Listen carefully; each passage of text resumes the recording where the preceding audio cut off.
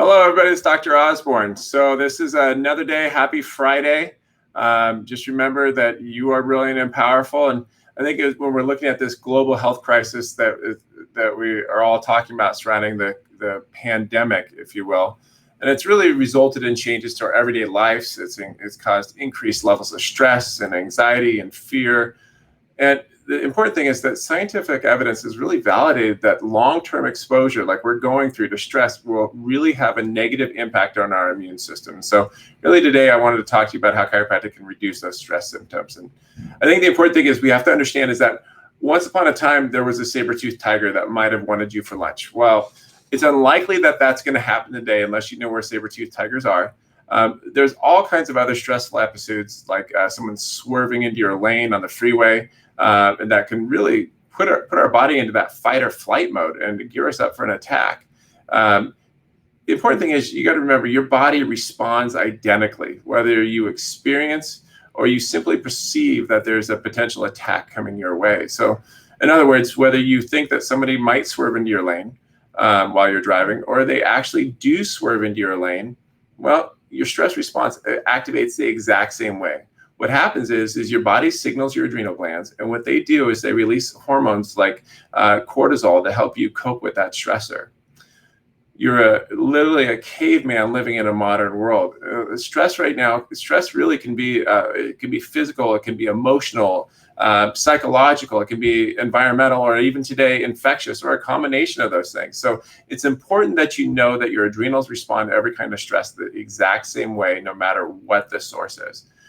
But the thing is at its source, any kind of stress will threaten what's called homeostasis, or balance within your body. And when something becomes out of balance, think about your life. When your life's out of balance, everything becomes chaos. In the case of your body, the repercussions of stress on your mental and your physical health and your stress, it literally, your stress response causes you to scramble just to alleviate that stressor and restore balance.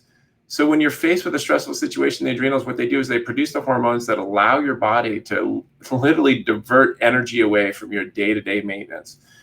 They're just a distraction from your body being at its very best. They put you, moving you into this, just getting the task at hand done. That fight or flight response, it's going to protect you. It will, but it's going to help you stay alert. It's going to help you stay focused. It'll help you stay alive. But any system your body doesn't need, for example, digestion's literally going to take a back seat as your body gears up to help you survive this potential catastrophe. So in short term, stress works wonderfully. It's absolutely beautiful. Like I said, your body's brilliant and powerful, but it takes man to mess up a beautiful system. Put that hormonal response cascade, it should do its job, and then it should simmer down. It should last like 3 minutes. But when it doesn't, your adrenal glands are going to stay fired up. They're going to produce cortisol and other hormones when you actually no longer need them. And then what happens is we get chronic stress.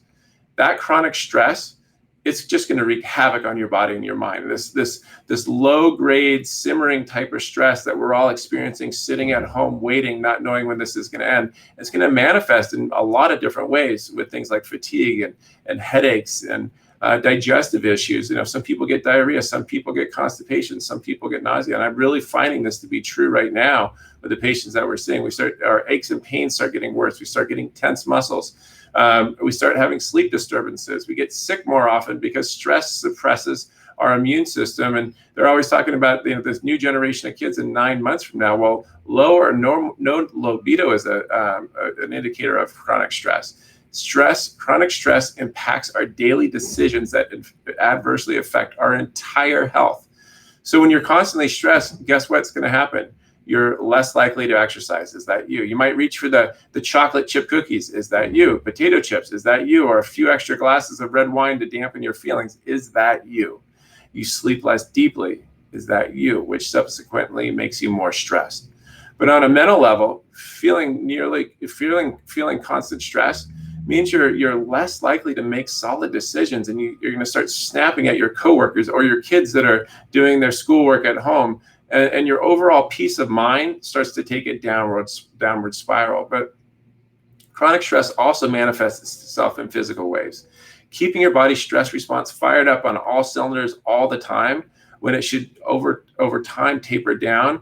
It's been shown to contribute to all kinds of pathological processes, including chronic pain, immune disorders, cardiovascular disorders, metabolic disorders, and even behavioral disorders. That's why our counselors right now are seeing like an overwhelming amount of calls. In fact, pain and stress, they start to overlap significantly. Both your body, they disrupt your body's balance, and they adversely affect how your brain thinks. They disrupt your well-being and so much more. And that's why getting adjusted will help your body dramatically, because each and every single adjustment that you get literally has a potential to have a positive impact on managing stress and its wide-ranging repercussions there.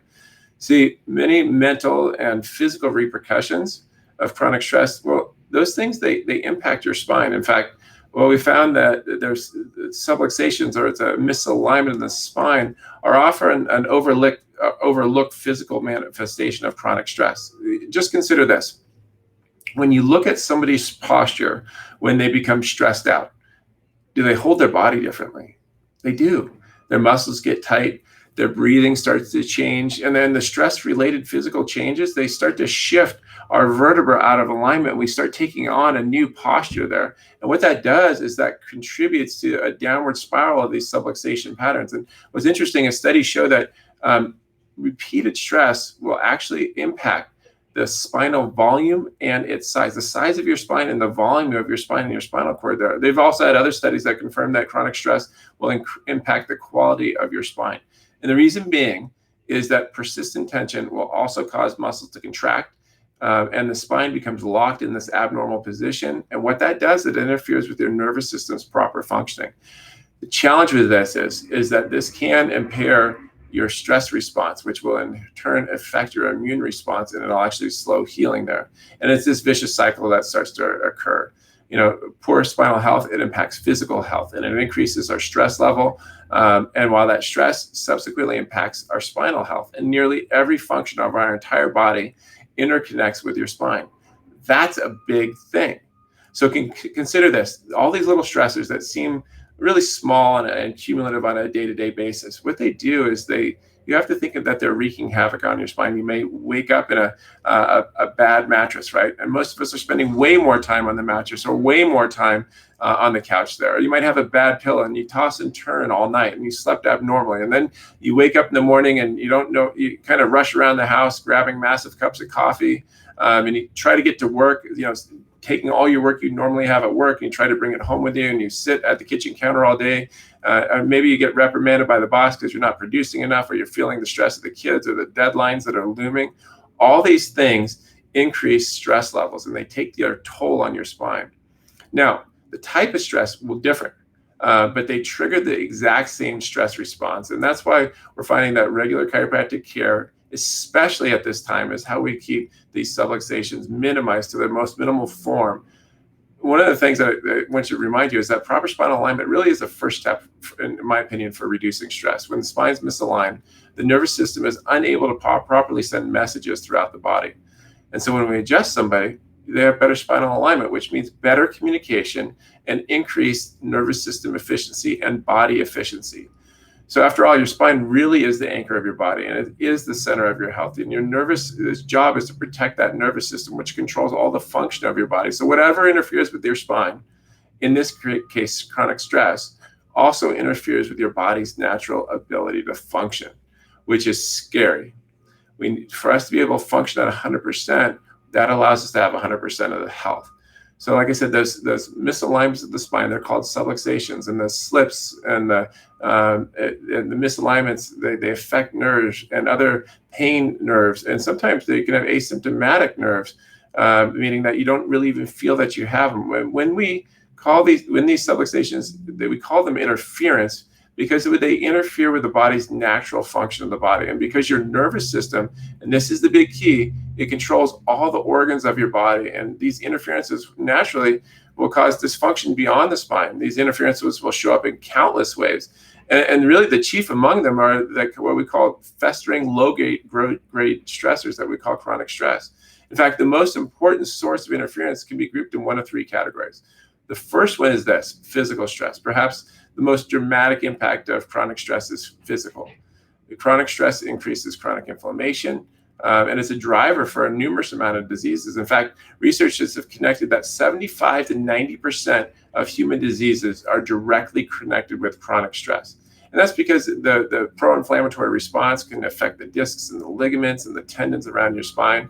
And all that does is it contributes to pain and creates spinal like subluxations that wreak havoc far beyond your spine. So what I want you to do is consider stress's impact on your immune system.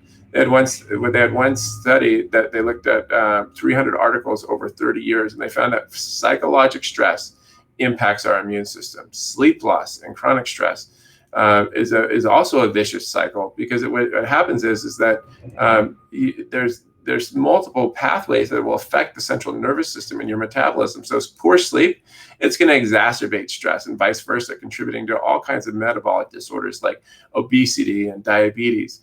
Other things like injuries at work and injuries sitting at home at our laptops on the kitchen counter, demanding work, or even a sedentary lifestyle, or doing unreasonably strenuous activity or poor breathing can also block oxygenation and nutrients getting to your body. All these things take their toll on your spine. And if it takes your toll on your spine and your nervous system, it's going to take a toll on your overall health. Any instance where your body becomes mistreated, misused, maladjusted, and it becomes a physical stressor, and it interferes with the innate processes, the process that brought you from a sperm and an egg to who you are. It interferes with that process that will affect your health. Another one is chemical stress. It's much more subtle, but it's equally impacting, and its repercussions many times are silent, but they become compounding in nature there. And the thing is that there's countless environmental toxins also that we're exposed to on a daily basis. We look at our cleaning products, especially like those hand sanitizers there, right?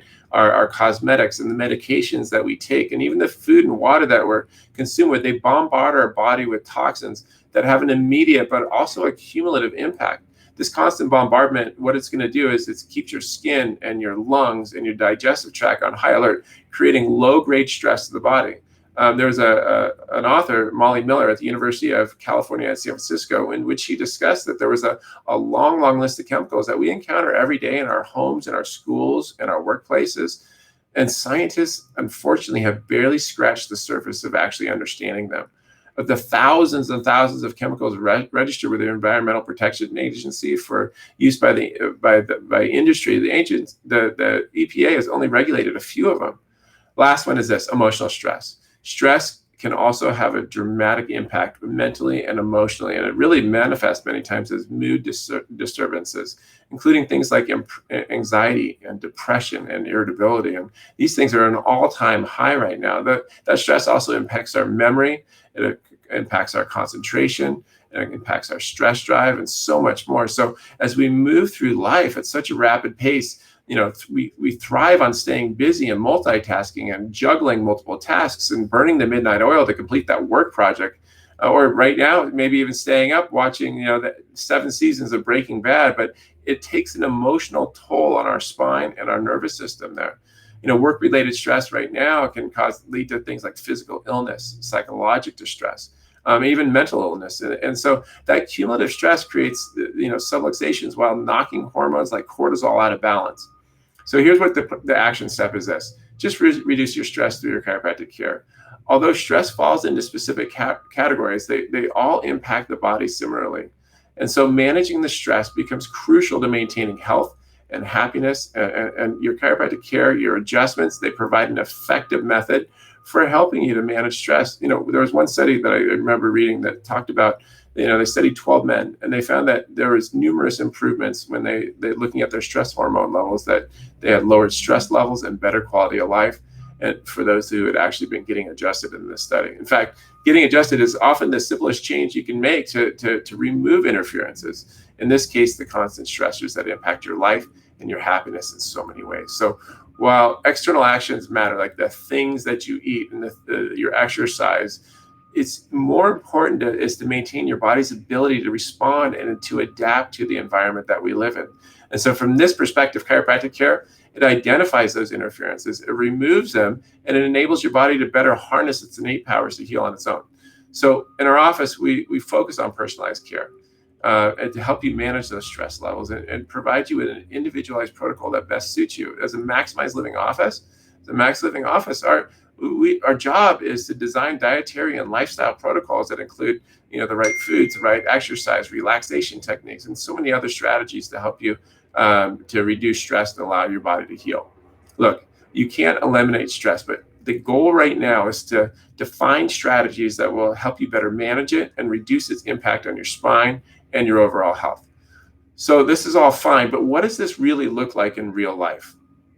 I've done several studies, and I think this is interesting. They looked at people who've been under chiropractic care for 5 years or longer. And despite similar health status, the chiropractic patients that were receiving maintenance or wellness care for 5 years or longer, when compared to the United States citizens, they spent only 31% of the national healthcare average on healthcare services. That means that their healthcare expenses were 31% less than the national average. Those same patients also experienced 50% fewer medical visits than the average person in the United States. That means they went to the doctor 50% less. And at a time like this, when we're all concerned about staying out of the hospital, by reducing your likelihood of going to the hospital by 50%, I think that's very significant. The other thing is, what do these studies really have to do with your future? And the answer is absolutely everything. Not just now, not just in 30 days from now when the lockdown's over, but for the rest of your life. Healthcare in the United States currently consumes literally $1 out of every $6 spent in the United States. And it's projected by the end of the next decade, the government's going to be paying about half of the nation's medical costs there. So when they studied 70,000 people, I'm sorry, not 70,000 people, but they looked over 70,000 what they call member months over a 7-year period within a hospital system. And they compared people that were being managed by their medical doctor or to people that were their health was being managed by their chiropractor. What they found was that the people that were being managed by their chiropractor had 60% less in-hospital admissions. That means that they were admitted to had to go to the hospital and stay in the hospital 60% less. And even if they did go to the hospital, they were in the hospital 59% less. They had 62% less surgeries and procedures. And more importantly, their drug costs were 83% less than the people that were being managed by their medical doctor. So why is this? Because their body was able to adapt. They had less stress in their body.